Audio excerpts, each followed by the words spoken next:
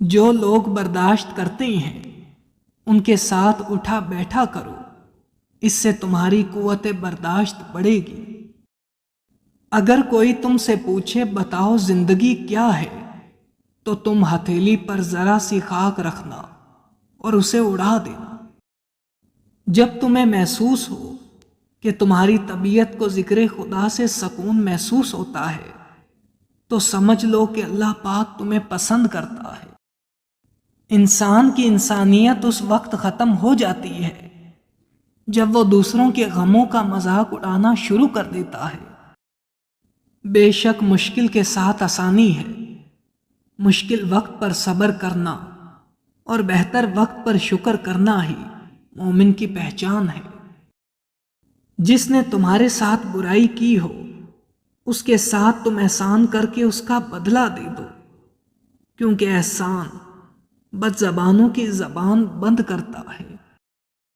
شک کو اپنے اوپر غالب مت آنے دو، ورنہ تمہیں دنیا میں کوئی ہمدرد نہیں مل سکے گا۔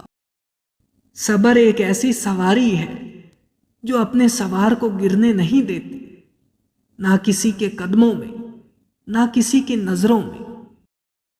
وقت، دولت اور رشتے، یہ وہ چیزیں ہیں جو ہمیں مفت ملتے ہیں، مگر ان کی قیمت کا پتہ تب چلتا ہے جب یہ کہیں کھو جاتے ہیں۔ کبھی بھی اپنی زبان سے دوسروں کی عیب بیان نہ کرو، کیونکہ عیب تمہارے بھی ہیں اور زبان لوگوں کی بھی ہے۔ جب لوگ تمہیں تکلیف میں اکیلا چھوڑ دیں تو جان لو کہ اللہ تعالیٰ تمہارے کام کا ذمہ خود لینا چاہتا ہے۔ جو تمہیں نظر انداز کرتے ہیں انہیں اپنی اہمیت کا احساس دلانے کے 5 اصول۔ حضرت علی کا یہ مشہور قول اس اصول پر مبنی ہے کہ انسان کو اپنی خودداری برقرار رکھنی چاہیے اور زبردستی کسی کی توجہ حاصل کرنے کی کوشش نہیں کرنی چاہیے۔ خاموشی اختیار کریں، بار بار رابطہ کرنے یا شکوہ کرنے کے بجائے خاموش ہو جائیں۔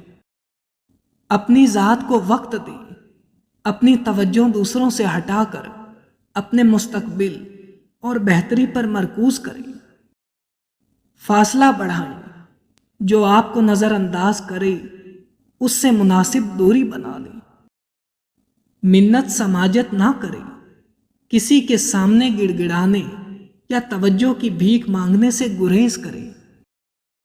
خود اعتمادی قائم رکھیں، اپنی قدر و قیمت کو سمجھیں اور خود کو کمتر نہ محسوس کریں۔